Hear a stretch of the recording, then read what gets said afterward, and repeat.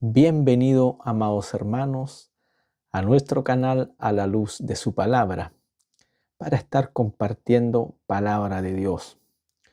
Hoy estaremos comenzando con nuestra serie de las parábolas del Reino de Dios.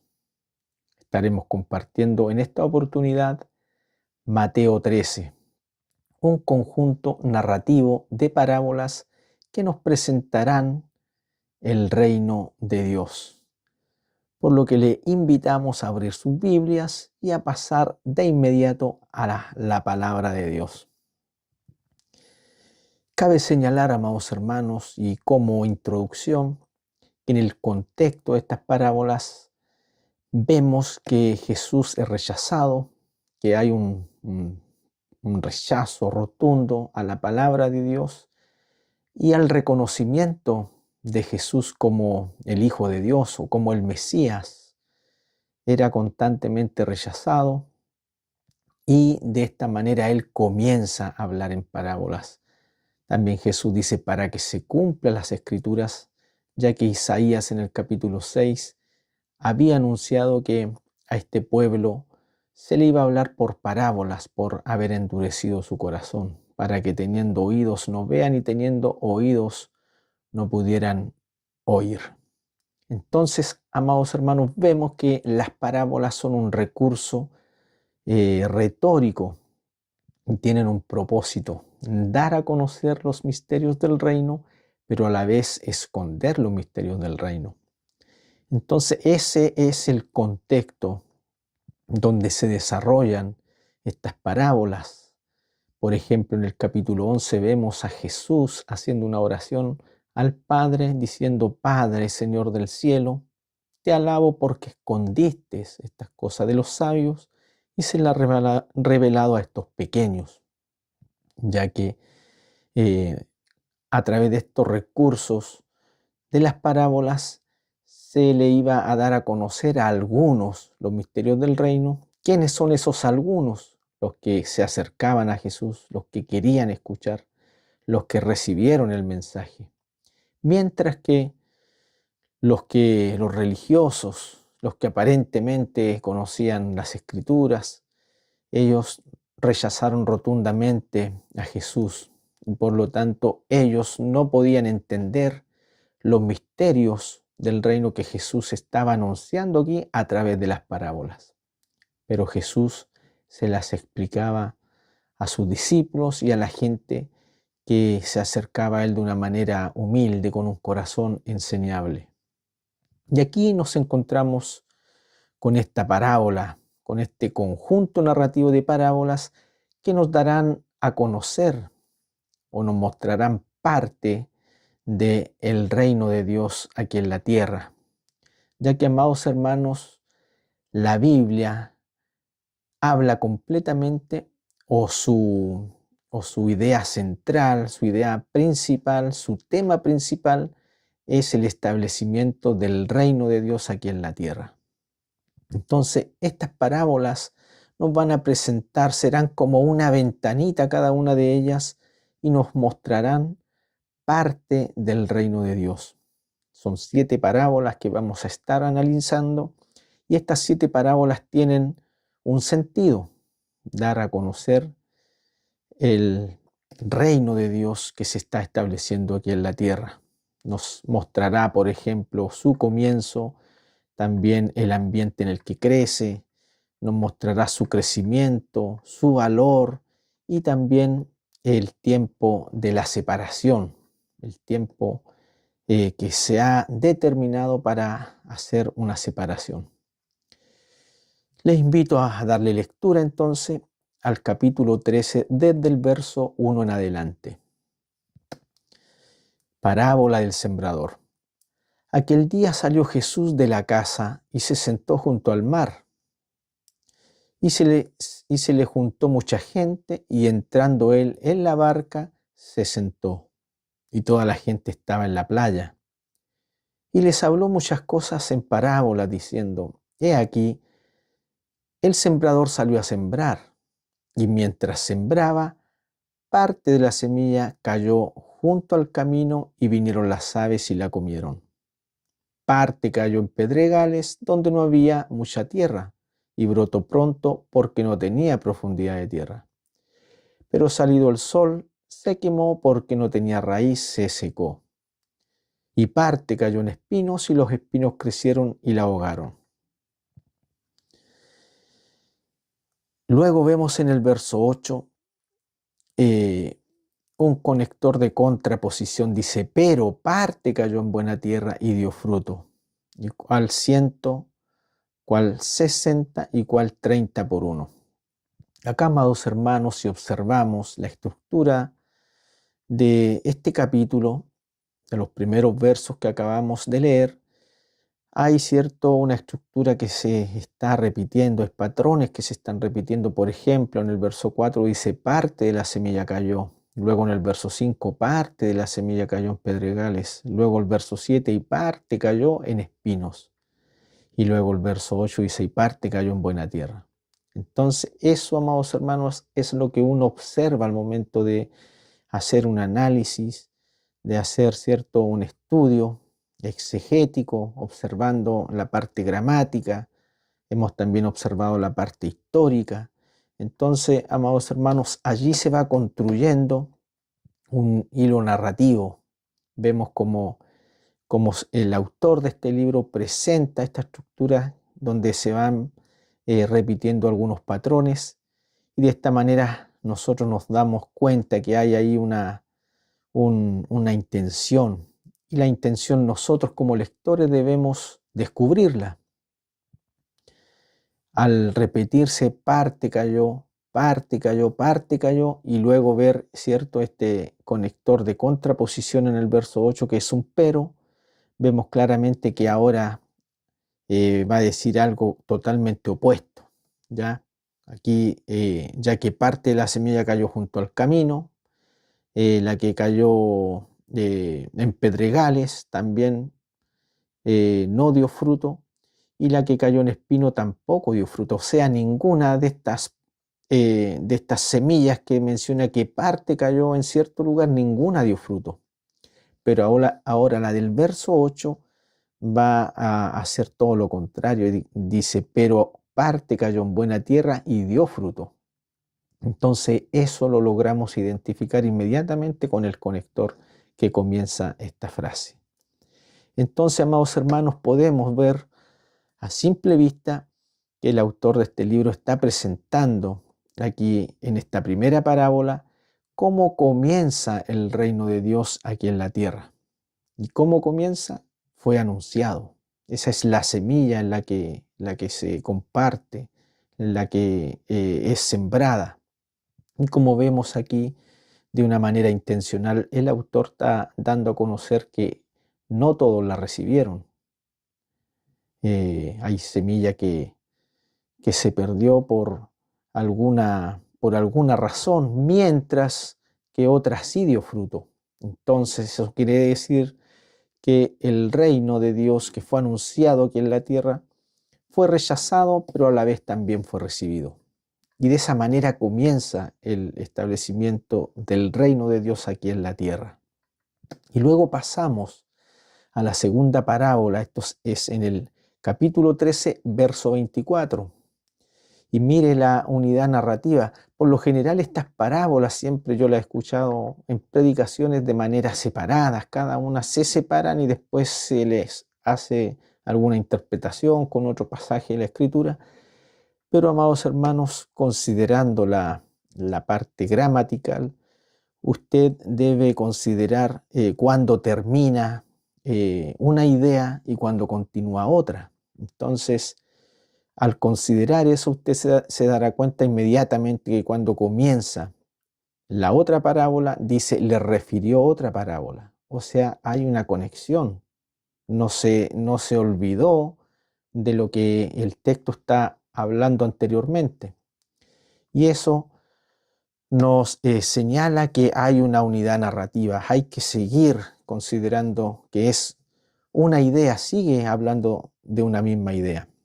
Le refirió otra parábola diciendo: el reino de los cielos es semejante a un hombre que sembró buena semilla en su campo. Entonces seguimos hablando de una semilla, viene hablando de ese mismo aspecto, la semilla, que viene hablando en la primera parábola. Dice luego en el verso 25, pero ese conector de contraposición, mientras dormían los hombres, vino un enemigo y sembró cizaña entre el trigo y se fue. Entonces, amados hermanos, vemos aquí, ¿cierto?, lo que sucede, que se siembra cizaña entre el trigo. Entonces estos hombres, estos siervos, le dicen al padre de familia, si es que ellos hacían la separación de la cizaña y del trigo. Entonces acá vemos en el verso 30, dice: dejad crecer juntamente lo uno con lo otro hasta la siega. Y al tiempo de la siega yo diré a los segadores: recoged primero la cizaña y atadla en manojos para quemarla, pero recoged el trigo en mi granero. Entonces, ¿por qué razón acá dice el padre, ¿cierto?, de familia que dejen crecerla junto? Porque anteriormente también le dice que cuando le dicen estos hombres: ¿quieres pues que vayamos y la arranquemos?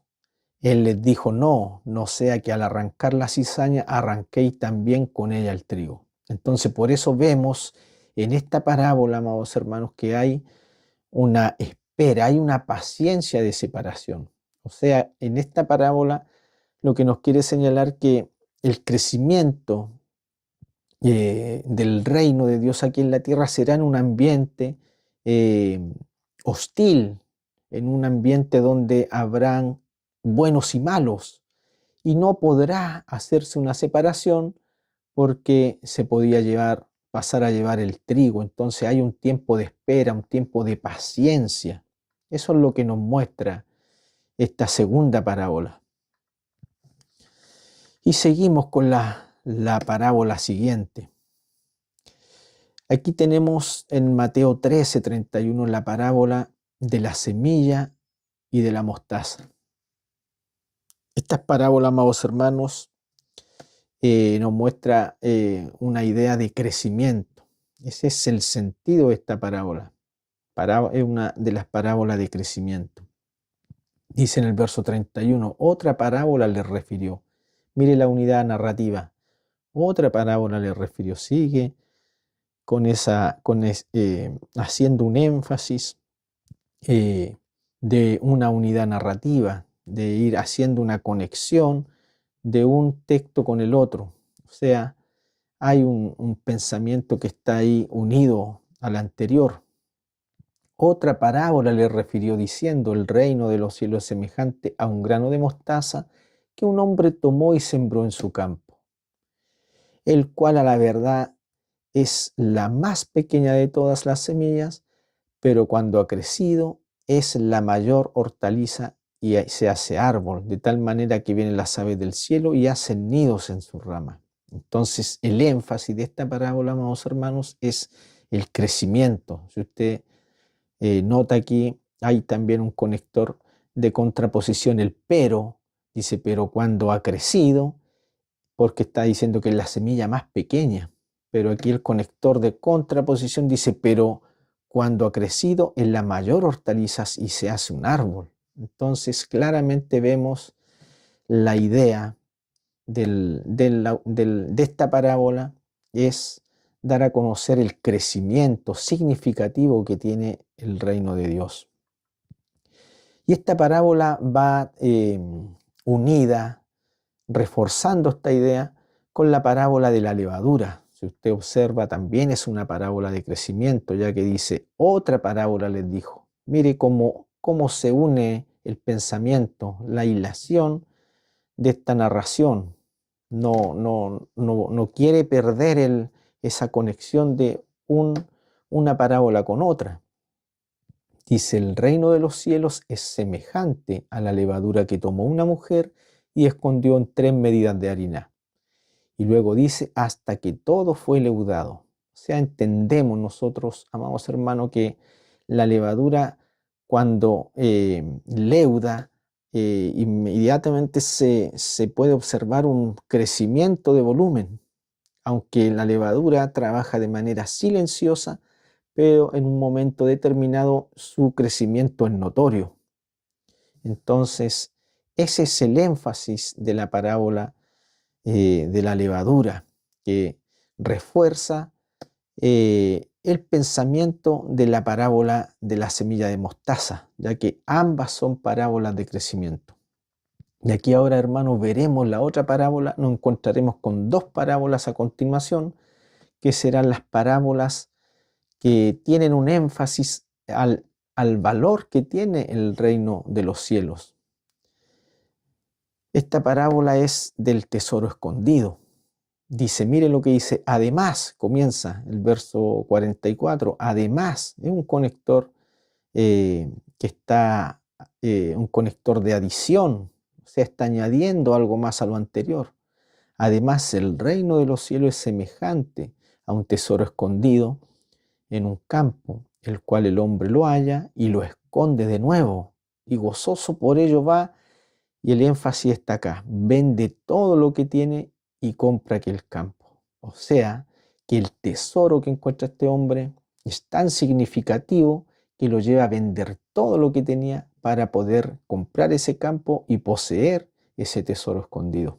Claramente el énfasis está aquí en el valor del reino de los cielos.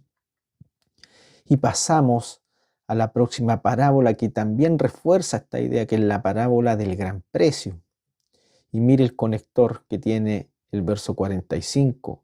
También el reino de los cielos es semejante. Mire cómo se construye, amados hermanos, gramaticalmente la unidad narrativa. Acá no hay nada forzado, no hay nada que uno quiera de manera dogmática dar a conocer. No, esto simplemente es una regla gramatical que viene aislando una misma idea.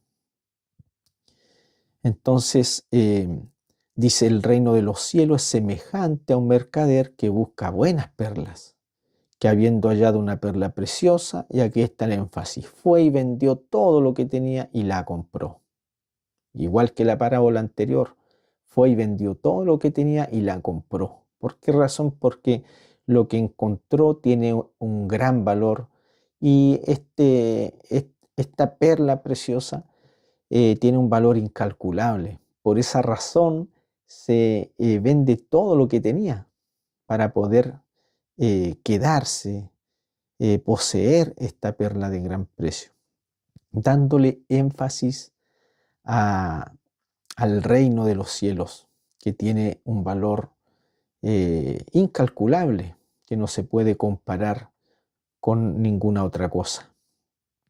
Llegamos, amados hermanos, a la parábola de la red, al verso 47. Mire el conector aquí es asimismo un conector que viene como los otros conectores anteriores uniendo esta parábola con las anteriores. Asimismo, el reino de los cielos es semejante a una red que echada en el mar recoge de toda clase de peces, y una vez llena, la sacan a la orilla y sentado recogen lo bueno en cestas y lo malo echan fuera. Dice en el verso 49, así será el fin del siglo, saldrán los ángeles y apartarán a los malos de entre los justos, y los echarán en el horno de fuego, allí será el lloro y el crujir de dientes. Si usted pone atención, amado hermano, esta parábola de la red tiene una conexión con la parábola del trigo y la cizaña. ¿Por qué razón? Porque si usted recuerda que hicimos un énfasis en esta parábola, que hay una paciencia de separación, ya que estas personas le dicen al padre de familia si arrancaban el trigo de la cizaña, y el padre de familia le dice, no, todavía no es el momento, no sea que pasen a llevar el trigo, queriendo sacar la cizaña. Entonces, aquí vemos la paciencia de separación, pero aquí encontramos la unidad de esa parábola con la parábola de la red. ¿Por qué razón? Porque aquí se acabó el tiempo de paciencia. Ahora, en esta parábola, dice que el reino de los cielos es semejante a una red que echada en el mar recoge toda clase de peces, y una vez llena la sacan a la orilla, y sentados recogen lo bueno en cestas y lo malo echan fuera. Aquí está la separación. O sea, aquí esta parábola nos está mencionando, amados hermanos, que ha llegado el tiempo de la separación. Mientras que en la parábola que mencionamos anteriormente hay un tiempo de espera. No sé si logra ver el sentido de estas parábolas, cómo se unieron de manera narrativa para dar una idea, una sola idea del reino de Dios, señalándonos cómo comienza, señalándonos el ambiente en el que se iba a desarrollar y que iba a haber un tiempo de espera, de separación. También nos señala, ¿cierto?, cómo iba a ser su crecimiento, y también nos señala cuál es el valor del reino de los cielos, ¿cierto?, que señala que no tiene comparación con nada. Por eso que en ambas parábolas se hace un énfasis a venderlo todo con el fin de poseer esto de valor, que es el reino de los cielos. Y luego llegamos a la parábola de la red, donde hay ahora un tiempo de separación. Ya se acabó el tiempo de paciencia y hay un tiempo de separación. Y este es el conjunto narrativo, amados hermanos, que nos quiere presentar lo concerniente al reino de los cielos aquí en la tierra. Vemos cómo este conjunto narrativo nos presenta estos misterios del reino, y nosotros podemos observar su énfasis, y además podemos también hacer aplicaciones contemporáneas de todo esto.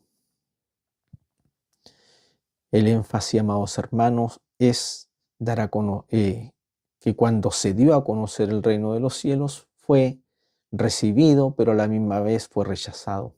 Y de la misma manera, hoy las personas deben saber esto. Quizás hay personas que aún no han recibido el Evangelio. Hay personas que quizás han rechazado el Evangelio, y esto es notorio. Es notorio, ya que no todas las personas, como lo señala esta parábola, van a recibir la invitación o dar a conocer el reino de Dios. ¿Y cuál es el mensaje, amados hermanos, del reino de Dios aquí en la tierra? De que anunciaba Cristo, su venida, y que Él iba a establecer su reino aquí en la tierra. Pero esto no les pareció muy motivador a muchos, y por esa razón fue rechazado por muchas personas. Entonces, amado hermano, aquí vemos que hay personas que reciben el reino de Dios y hay otras que lo rechazan. Si usted ha recibido la palabra de Dios, si usted ha recibido el Evangelio, usted ya es parte de ese reino. Así lo menciona la palabra de Dios, por ejemplo, en Efesios, como en Colosenses.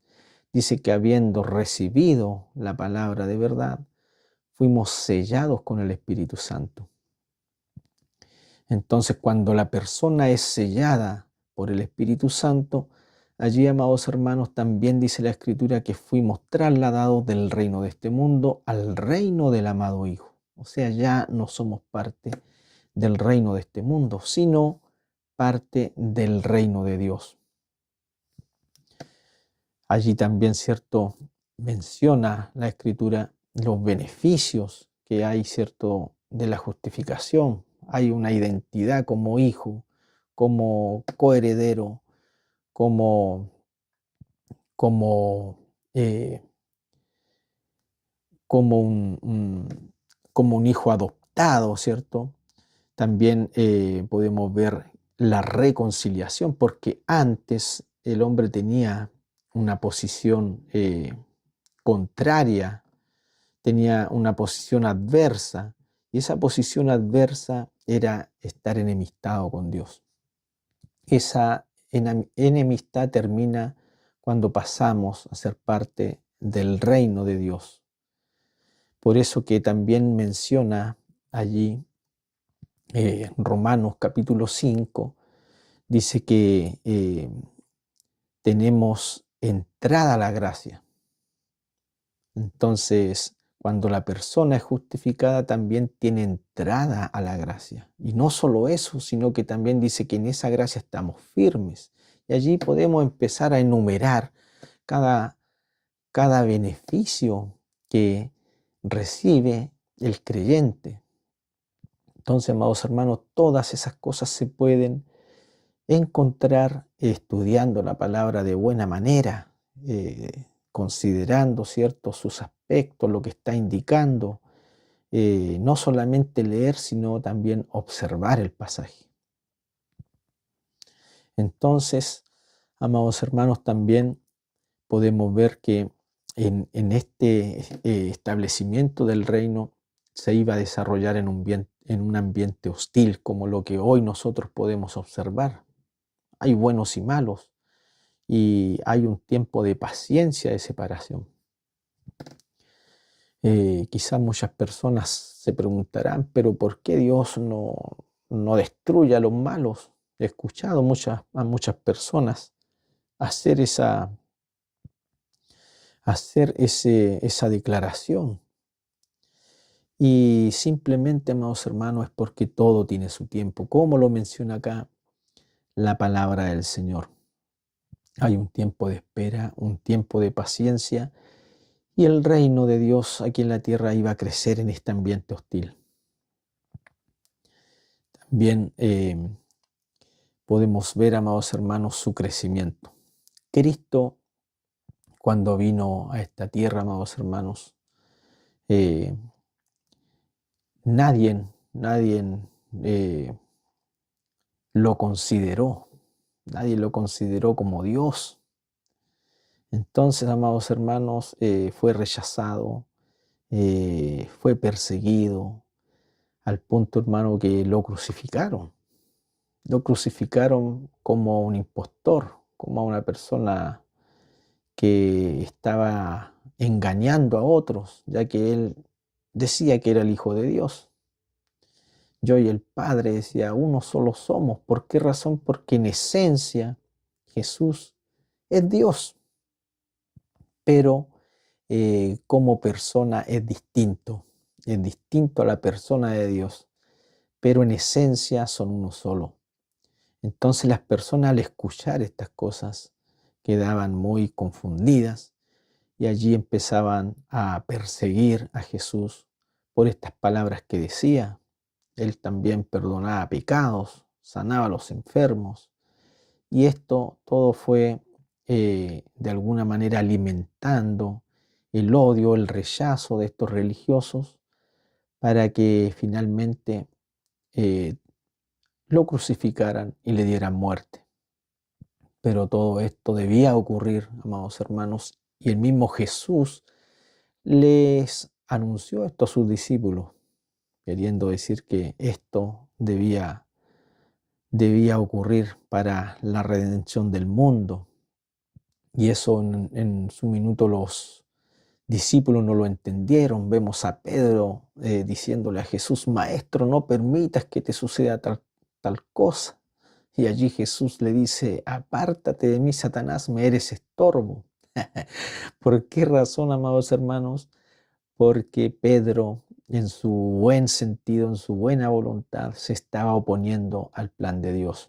Por esa razón le dice: apártate de mí, Satanás, ya que Pedro, sin querer, al tener ese buen sentir de impedir que Cristo fuera a la cruz, que muriera.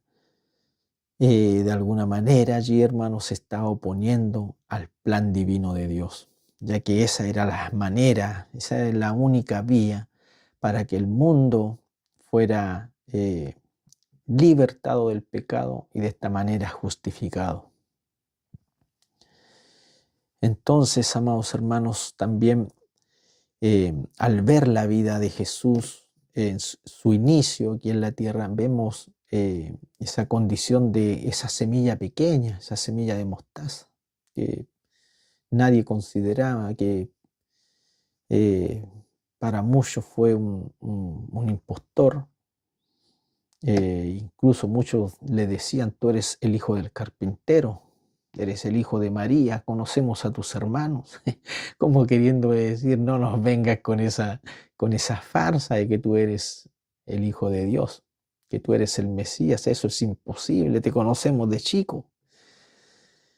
Y finalmente, amados hermanos, vemos cómo estas parábolas representan de una manera extraordinaria cómo se fue desarrollando el reino de Dios, ya que fue una semilla muy pequeña, pero luego llegó a ser, empezó a crecer de una manera progresiva. Vemos a sus discípulos, luego vemos después en el anuncio, en el Pentecostés, muchas personas recibieron el Evangelio. Después en Samaria, en Judea, empezaron muchas personas a recibir al Espíritu Santo, recibieron el mensaje y se arrepintieron.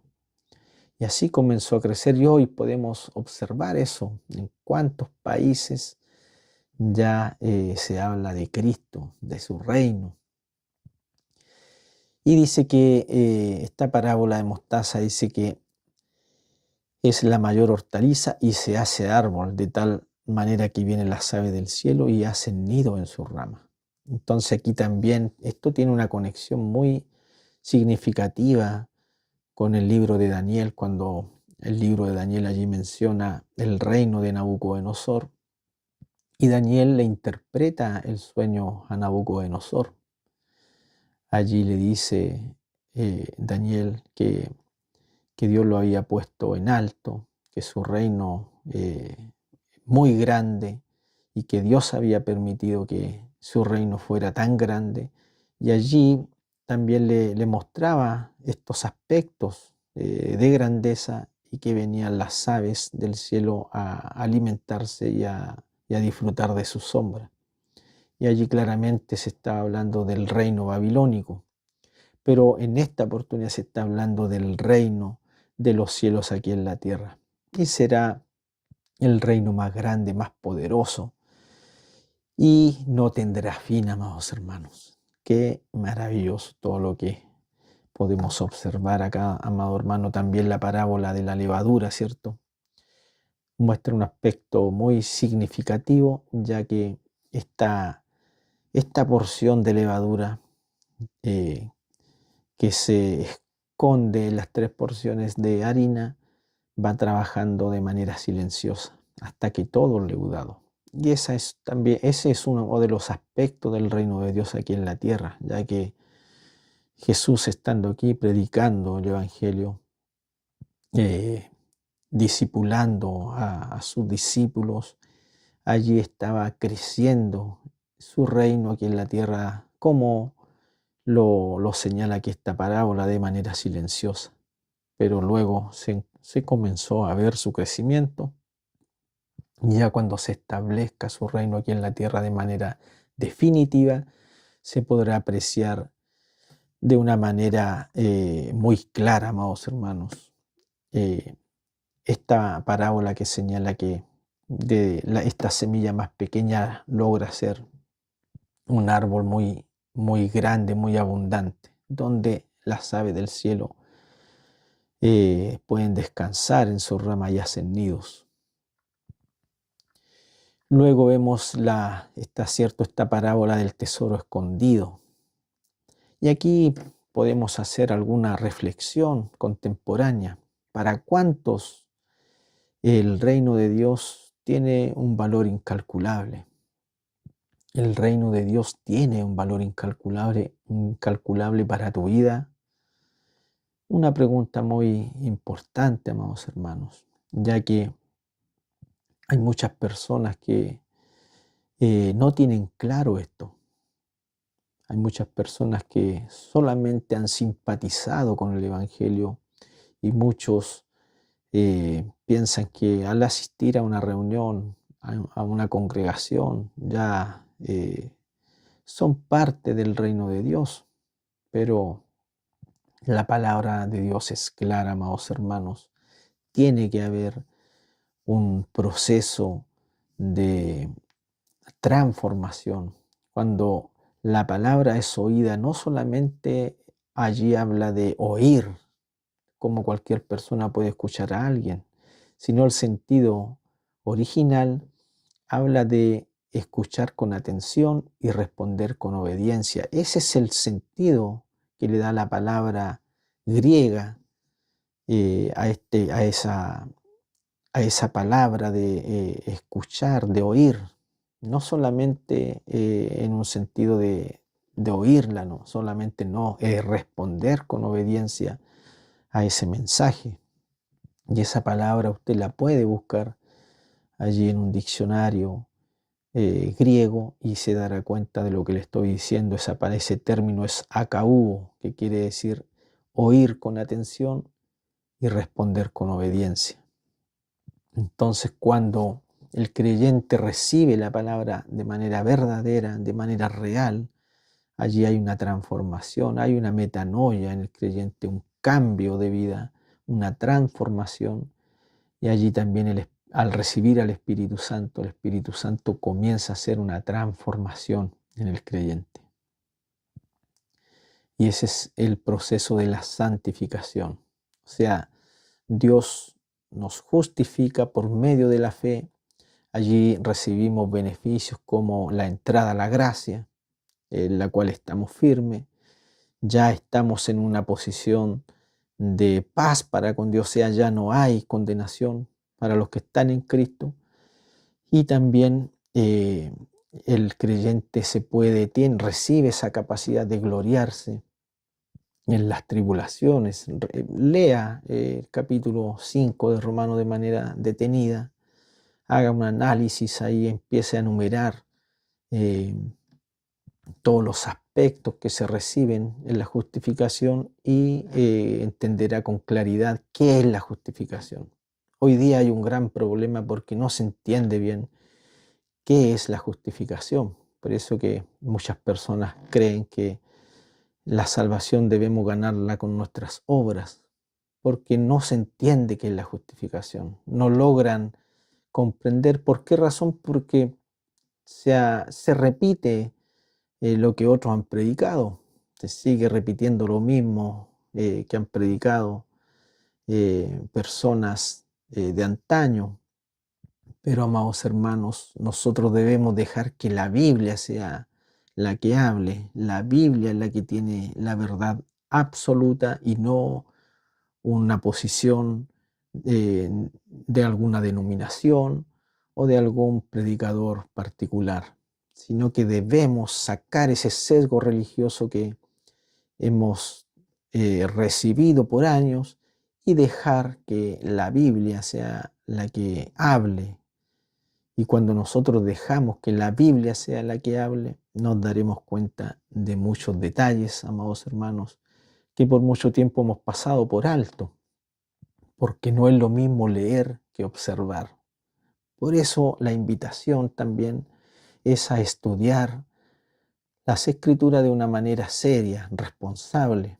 Y cuando digo seria, responsable, amados hermanos, me refiero que el creyente debe estudiar la palabra de Dios, debe acercarse a personas que le enseñen métodos de estudios, principios de interpretación, reglas de interpretación, porque esto es fundamental, amados hermanos, para poder comprender las escrituras. Y hoy podemos verlo claramente. Yo sé que usted en muchas oportunidades ha escuchado estas parábolas, pero de manera independiente. Y se le da una interpretación muy aislada de lo que estamos viendo hoy día. Y es precisamente porque no se considera la gramática, el aspecto histórico, el aspecto retórico y mucho menos el aspecto teológico. Y eso es fundamental, amados hermanos, para comprender la palabra de Dios. Hay una responsabilidad en cada uno de nosotros. Allí también nosotros entendemos que debemos ser formados. Dios trata con nuestro corazón. También nos permite tener un corazón enseñable, pero muchas personas se oponen a esto y prefieren de alguna manera esconderse en un conocimiento vano y se encierran en eso, en un sesgo religioso y no logran, amados hermanos, comprender realmente las Escrituras. Entonces, amados hermanos, también podemos ver acá que una persona que ha nacido verdaderamente de nuevo, para él el reino de Dios va a ser lo más valioso, va a ser lo más importante en esa persona, porque esa persona va a entender qué significa el reino de Dios aquí en la tierra, va a tomarle el verdadero sentido y sabrá, amados hermanos, que no tiene comparación con nada de este mundo. También podemos ver, amados hermanos, y hacer alguna aplicación contemporánea de la parábola de la gran red. Acá hay una separación, lo vimos anteriormente, ha llegado el tiempo de separación. Entonces, ¿a qué se refiere si le hacemos pregunta al texto, a qué se refiere esta separación? Y allí, amados hermanos, debemos observar, no solamente leer, sino observar. Por ejemplo, amados hermanos, aquí en esta parábola dice: el reino de los cielos semejante a una red que echada en el mar recoge toda clase de peces. Y una vez llena, la sacan a la orilla y sentados recogen lo bueno en cestas y lo malo lo echan fuera. Claramente vemos ahí la separación, ha llegado. Y luego dice en el verso 49, así será el fin del siglo. Saldrán los ángeles y apartarán a los malos de entre los justos. O sea, amados hermanos, aquí en este evento de separación se están mencionando a los ángeles. Entonces, amados hermanos, nosotros aquí debemos identificar el evento donde aparecen los ángeles a hacer esta separación. Punto 1. Luego también el punto 2 lo vemos en el verso 50, dice, y los sellarán en el horno de fuego, y allí será el lloro y el crujir de dientes. Aquí también vemos otro detalle que nosotros podemos considerar para llegar a nuestra conclusión. Entonces, amados hermanos, vemos aquí claramente que se refiere a la segunda venida de Cristo. ¿Por qué razón? Porque el libro de Tesalonicenses, capítulo 4, cuando nos habla de la parusía, o sea, del arrebatamiento, allí dice que nosotros tendremos una reunión con Cristo en los cielos, en las nubes, dice. Entonces Cristo no viene de manera literal a la tierra, de manera tangible, sino que tenemos una reunión con Cristo en las nubes. Y allí, amados hermanos, la iglesia experimenta este evento del arrebatamiento. ¿Y cuál es el propósito de que la iglesia vaya al cielo? El propósito es el siguiente: a la boda del Cordero, amados hermanos. La iglesia va al cielo en este evento de la parusía, del arrebatamiento, para celebrar la boda del Cordero. Y luego de eso también hay otro evento